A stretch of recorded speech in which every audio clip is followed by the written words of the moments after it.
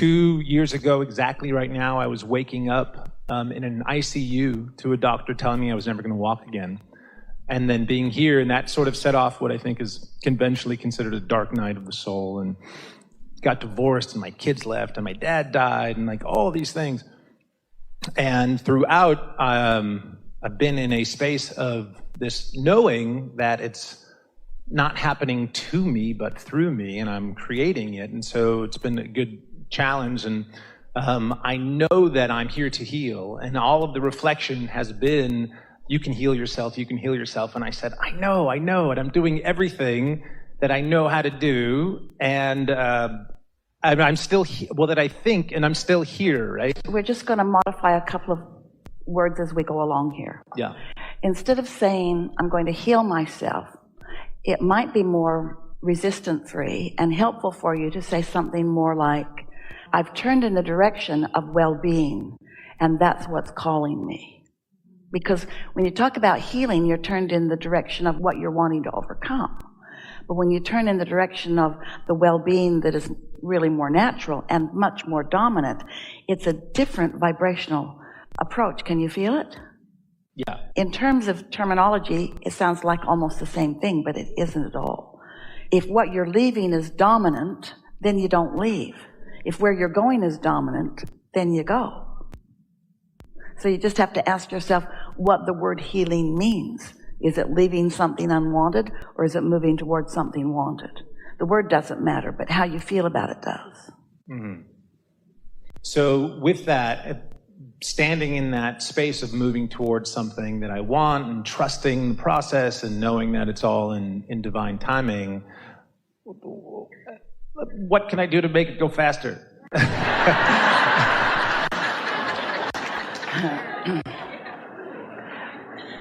We would watch an unrelated movie.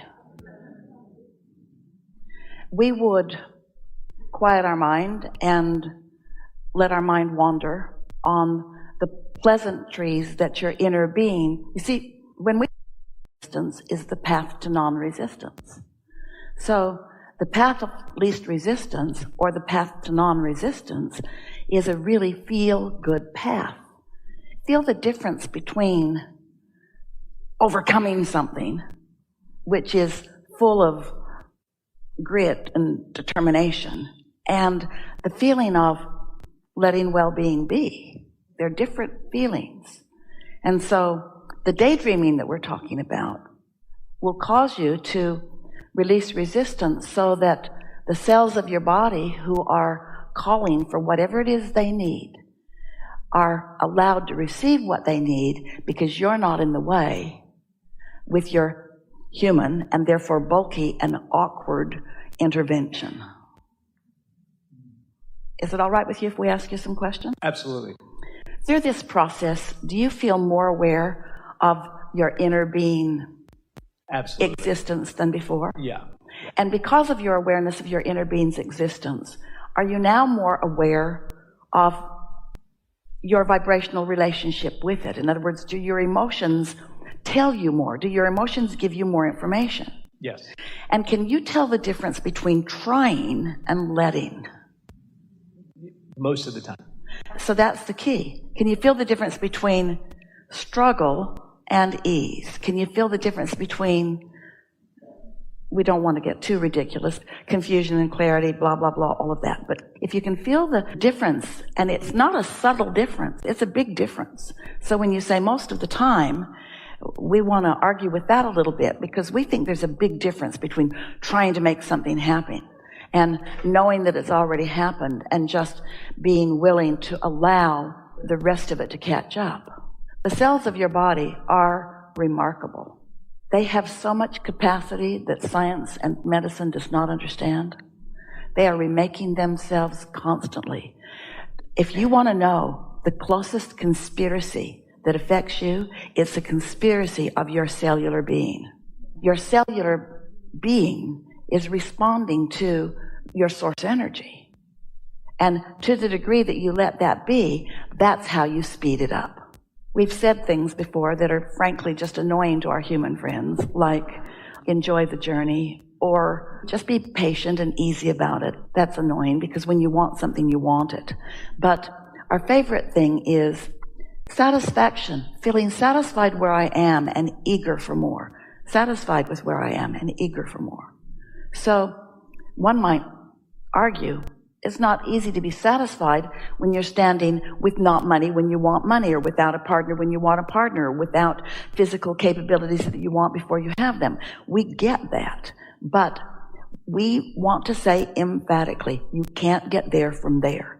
You have to put a bridge for yourself in the process. And that bridge is a ceasing of constant awareness of what is. And not a lot of it. 20 minutes a day of meditation. So we can say things like, don't try so hard. And we do mean that. Or we could say things like, it's going to be all right. And we really do mean that. And we can say things, and we really do mean this, you're doing extremely well. But what you amplify here, and we are so appreciative of it because everybody's dealing with what you're dealing with to some extent. What is keeping what you prefer from coming. Say it better. Your attention to what is keeping you from what you prefer. Your attention to what is, because you've done all the other work. You had the experience, you launched the rockets, you know how to meditate, you know how to tune in. Your guidance system is alive and well within you, you know it. So the answer to your important question, how do I speed this along, is make it not necessary that it hurry along. Let there be so much satisfaction in the moment. It's a little bit like Esther went to what she thinks is the best movie she's ever seen in her whole life, Blinded by the Light. She could hardly stay in her body. It was so good. Happy, happy, happy, happy. Such a good movie. But she had no desire. That movie was so satisfying. She didn't want to go out and see what else was playing. She wanted to watch that movie. She wanted to watch that movie. Last week, she went to another movie. She got up and walked out of it. Didn't want to watch that movie. She can tell which movies she wants to see. She can tell by how it feels, and you can too. We know you want to talk, and we want to hear. No, I'm just integrating what you're saying. With that, I've been walking that fine line, that balance of everything is perfect, and how do I change it? And those two things don't go together, but you could change it this way. What I'm focused upon right now is perfect, and therefore nothing needs to change. The movie I'm watching is so great, I don't need to get up and watch another movie. The movie that's playing is so awesome, I don't need to direct it right now. That's the key. The movie that I have allowed to play because of my alignment with Source is so good, so satisfying, that I don't need to direct a movie right now. Some of your confusion, we acknowledge, has come from some of what you have thought you heard us say. Because when we ask you to be deliberate, that sounds like you want to direct your thought. We just want you to know when to direct your thought. Make sure you're hooked in and that the plot line's flowing before you add your ideas. Thank you. And, with that, there's that balance of when not focusing maybe so laser focused on the injury or the healing or things like that, while at the same time choosing or guided to take steps and actions that are in line with the progression that are specifically focused to therapy or whatnot. We talk about getting out ahead of it, and this process of meditation is the supreme way for that. So we've talked about that. We've really talked about that. We know that you'd rather we'd stop talking about that because we've talked about that. Once momentum happens and then it's easier to observe what happened, it's harder than to be out ahead of it. So one might say, well, you can't get out ahead of this because the physical condition is already there. But you can get out ahead of it segment by segment. We call it segment intending. So tell us as briefly as you can what one of those segments in time is like where you go for the therapy. What's going to happen in that therapy? How long is it going to last? In as few words as you can, what's going to happen? Absolutely. So one of them is for an hour and a half. I will be harnessed over a treadmill while people move my legs so I get the experience of walking. Another one is for an hour and a half. I just am standing with electrodes plugged into my legs to give stimulus to my muscles. Let's say that what's lined up for you, it's coming right up, it's nearly the next segment that's going to happen, is you're going to be harnessed over a treadmill and people are going to move your legs to give you the sensation of that movement, to let your body and your muscle memory have the experience of that. So now you're sitting and you're taking Abraham at their enthusiastic word. And you've decided that you're going to, with a notebook in front of you, just write segment. Esther writes segment, and then she writes what it is. It's time on the treadmill while I fly from my harness. So then you just write what you intend here. I feel such appreciation for these people who are playing with me in this way. Don't you? Yeah. I am thankful and rather amazed at the process that they've come up with. I love this help that's going to happen right now. I adore my responsive body. I love the cells of my body who are kicking ass today. Esther has a foul mouth. She really doesn't. We got that from you. I love my responsive cells. I like this experience. This is a conspiracy of well-being for me. How good is this? Oh, there isn't anything I'd rather be doing in this next segment of my life experience than allowing this evolution of these things that I desire to take place right before my eyes. I feel love for these people. I feel appreciation for this contraption. I feel knowledge and powerful expectation of my responsive cells.